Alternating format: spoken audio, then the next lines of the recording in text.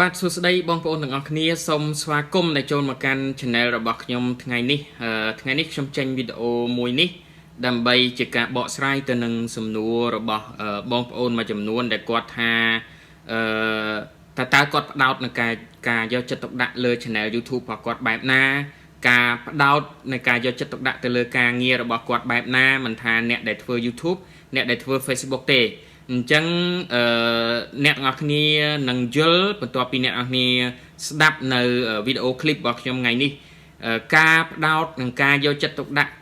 ខ្ញុំសូមជំរាបបងប្អូនថា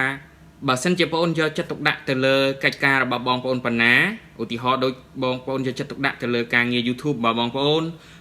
ផ្ដោតទៅលើការធ្វើវីដេអូពាក់ព័ន្ធទៅនឹងជំនាញរបស់បងប្អូនពាក់ព័ន្ធទៅនឹងភារកិច្ចនិងការងារភាពទទួលខុសត្រូវរបស់ YouTube ឬ Facebook របស់បងប្អូននោះបងប្អូននឹងទទួលបានជោគជ័យប៉ុណ្ណោះដែរឧទាហរណ៍ជាក់ស្ដែងដូចជាបងប្អូនមួយចំនួនដែលគាត់យកចិត្តទុកដាក់ទៅលើ channel YouTube របស់គាត់អញ្ចឹងគាត់ក៏ទទួលបានជោគជ័យឆាប់ជាងអ្នកដែលមិនយកចិត្តទុកដាក់បងប្អូនខិតខំប្រឹងប្រែងប៉ុណ្ណាបងប្អូនទទួលបាននៅ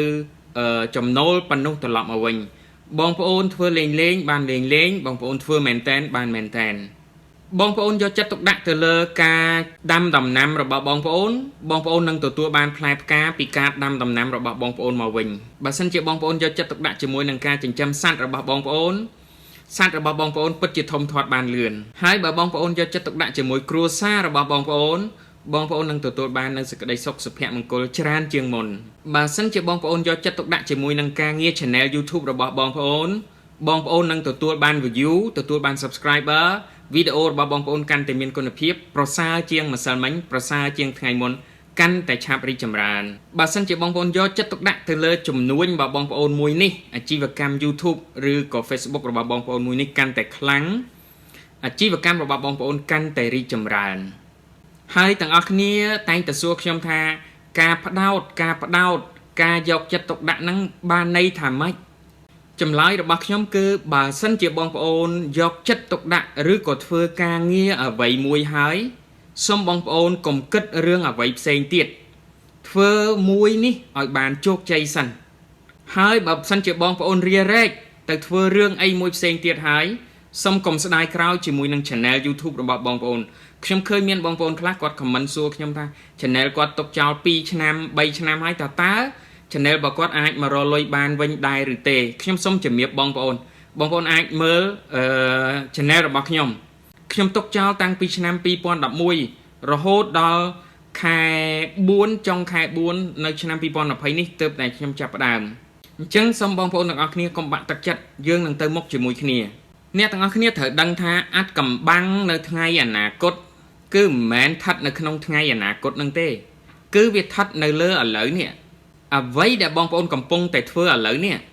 វានឹងបង្ហាញលទ្ធផលរបស់បងប្អូននៅថ្ងៃអនាគត channel YouTube ឬ page Facebook ដែលបងប្អូនកំពុងតែកសាងនៅថ្ងៃនេះ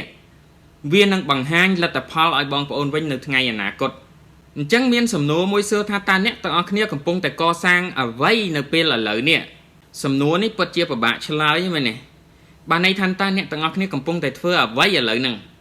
មនុស្សភាគច្រើនកំពុងតែធ្វើការងារ YouTube មនុស្សភាគច្រើនកំពុងតែធ្វើការងារទូទៅប្រកបអាជីវកម្មផ្សេង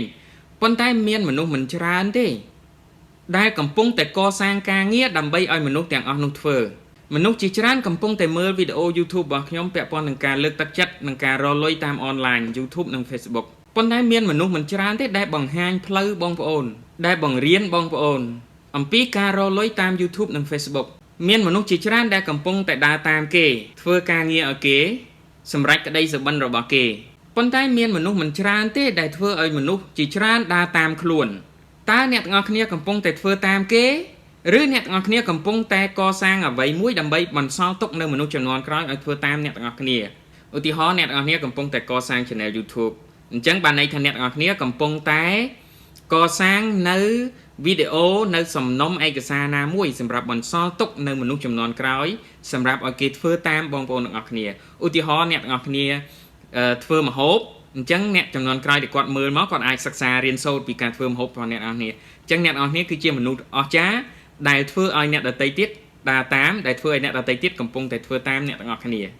ដឹងទេ កំហុសដ៏ធំបំផុតរបស់ខ្ញុំរយៈពេល40ឆ្នាំដែលខ្ញុំមកដល់ពេលនេះភាគច្រើនខ្ញុំរស់នៅដើម្បីបំពេញចិត្តអ្នកដទៃប៉ុន្តែទោះបីជាខ្ញុំខិតខំប្រឹងប្រែងបំពេញចិត្តអ្នកដទៃប៉ុណ្ណាក៏ដោយ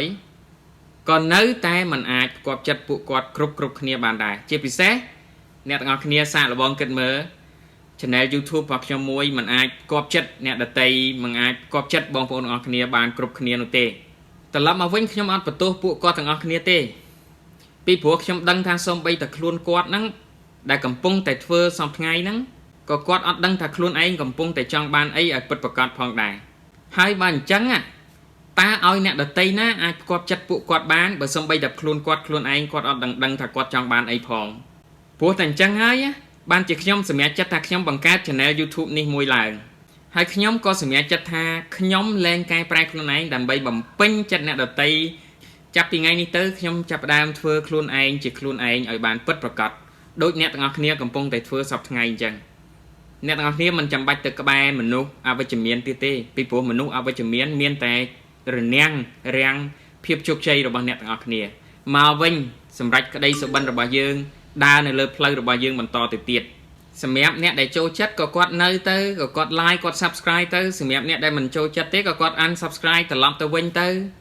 ខ្ញុំគិតថានេះគឺជារឿងធម្មជាតិនេះគឺជាជីវិតធម្មតារបស់មនុស្សទៅហើយវាអត់មានអីចម្លែកផងខ្ញុំនឹងខិតខំកែប្រែខ្លួនឯងដើម្បីខ្លួនឯងព្រោះខ្ញុំដឹងថាពេលដែលខ្ញុំរីកចម្រើនអ្វីនៅជុំវិញរបស់ខ្ញុំក៏រីកចម្រើនដែរពេលដែលខ្ញុំមានសេចក្តីសុខអ្វីនៅជុំវិញខ្លួនរបស់ខ្ញុំក៏មានសេចក្តីសុខដែរ